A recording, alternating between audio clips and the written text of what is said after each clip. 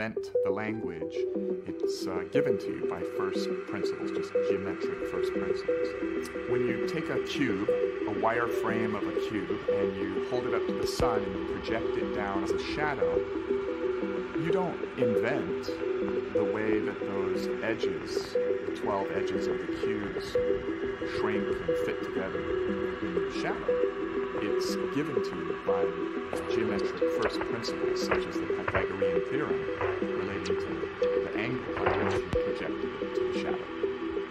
You can take a higher dimensional crystal and project it to 3 dimensions and get a 3-dimensional shadow, if you want to call it that. We project a slice of E8 crystal down to 3D, which produces a quasi-crystal code or language. And that allows these geometric symbols to build up to the ordinary world of particles and forces that we see around us.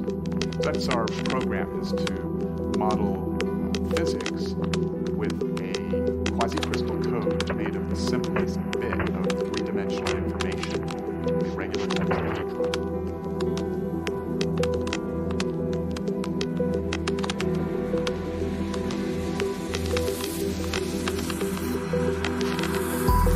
You know, the giants that you've heard of all get together and are somewhere off in the distant non-physical clouds, you know, manipulating events and handing out goodies to the faithful and so on. It's not really like that. It's not ascended masters so much in a literal sense, but it's not a bad metaphor in the metaphorical sense. Don't try to make these metaphors too specific. You know, metaphors are things that describe something, often a feeling or something that's going on, and take it at that level. Don't try to then make it physical or make it too detailed.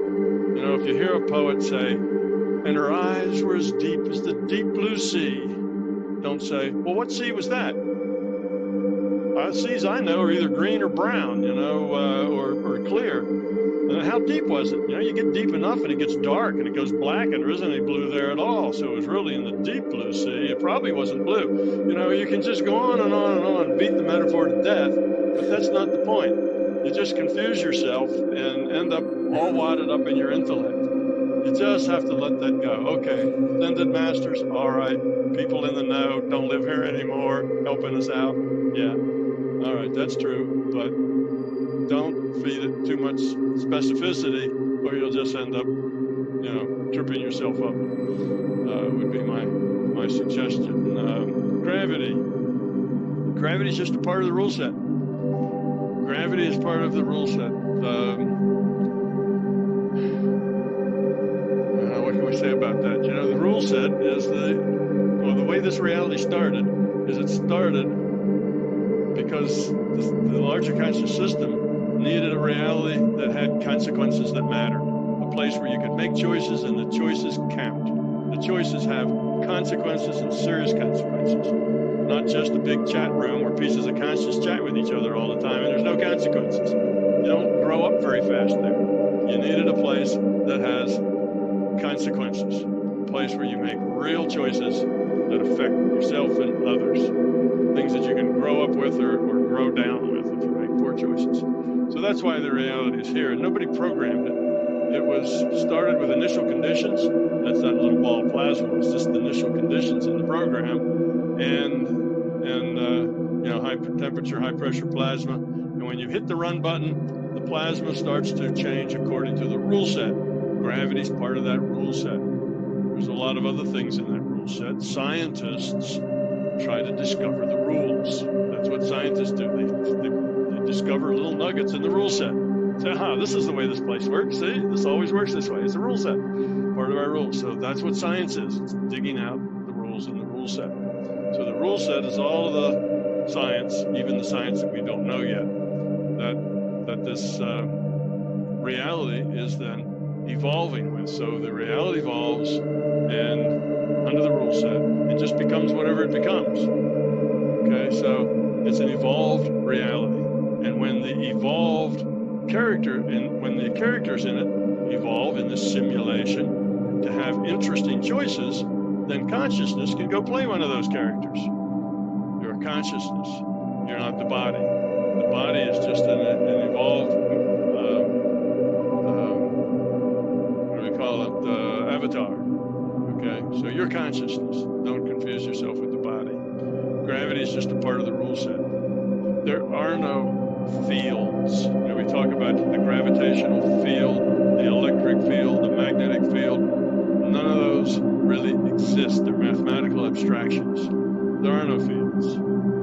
Okay, yes, okay, I'm speaking, and my speaking creates a little electrical signal here in this mic, which runs up and comes down this wire and goes on and so on, and it gets, if I'm, say my computer is wireless, it goes out on an electric magnetic field, right, and goes to the computer. There are no fields. There's just information, and there's rules. So if I have a charge here and a positive charge and another positive charge here, and I'm holding them both there, and I'm going to let this one go, what's it going to do? It's going to move away because the two positives repel each other. But it's not because there's a magnetic field between them. It's because there's a rule that says when you have two charges, one of them is going to move away with the force, charge 1 times charge 2, divided by the square of the distance between them. It's a rule. It's just information. You don't need a field.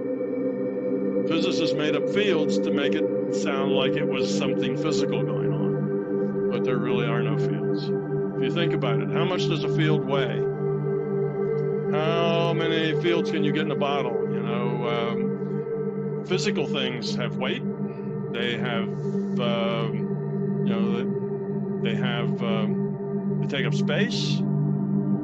So you have something that you can't see, you can't hear, you can't smell. Doesn't seem to take up any space. Yet we're supposed to say that it's real and physical.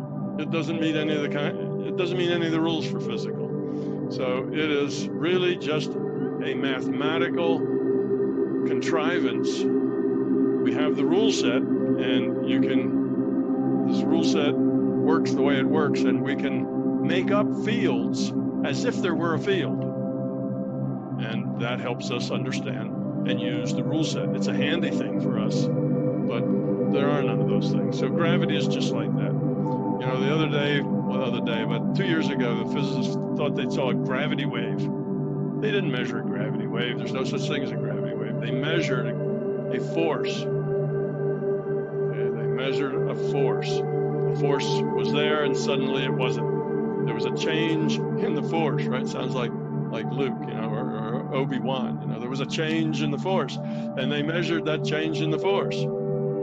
That's what they measured. Force is a real thing. Yes, forces are real. I mean, real in this.